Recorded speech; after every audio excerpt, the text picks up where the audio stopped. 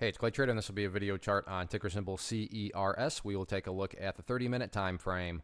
Real quick, what do I mean by 30-minute in case maybe you're new to charts? Instead of each one of these candlesticks here representing 1 day's worth of price action, which is what you would normally see, each one represents 30 minutes. So while this here may look like several days worth of time, it's actually just today's price action broken down into 30-minute time slices. I like to do this time frame. I think does a good job of telling the quote-unquote story of the price. And in this situation, makes mapping out a very logical question quite straightforward. And that question revolves around the fact that today, from where the price was down here, to where it ultimately closed, this here was a very nice bounce. I can't imagine anybody sitting around saying, no, today wasn't a good bounce. Everybody would agree, good bounce. But that does lead to the logical question, is there any sort of true power behind this bounce? Is there any sort of genuine strength? Or is this just some sort of knee-jerk reaction, dead cat bounce type move? I have no idea, but like I said, by using charts, we can make answering that question very straightforward.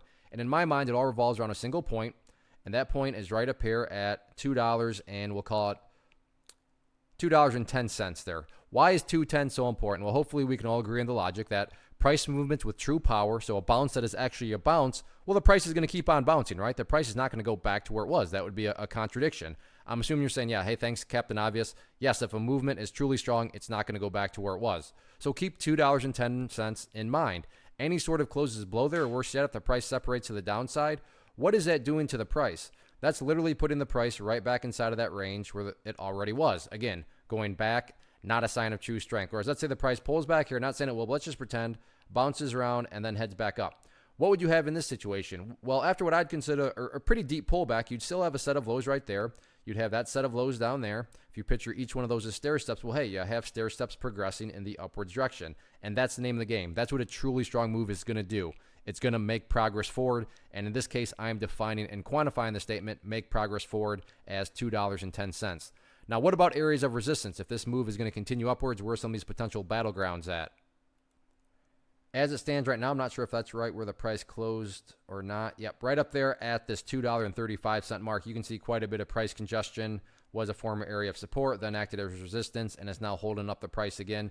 If the price can push through $2.35, the next key level of resistance to watch next week up there right around the $2.50 mark. So no doubt about it, very nice bounce today. Can the bulls build upon this momentum next week? We shall see. One of the biggest questions I get is, hey Clay, how do you find the stocks that you trade? So what I've done is put together a free resource guide where I talk about the tools that I use to locate stocks that I find interesting and think may have potential. So if that sounds like something that could add value to you as a trader, then click on the image that is up on the screen right now and I will email you the guide. The guide itself is very short and to the point, and best part, it's completely free. Thanks for watching the video. Let me know if you have any questions.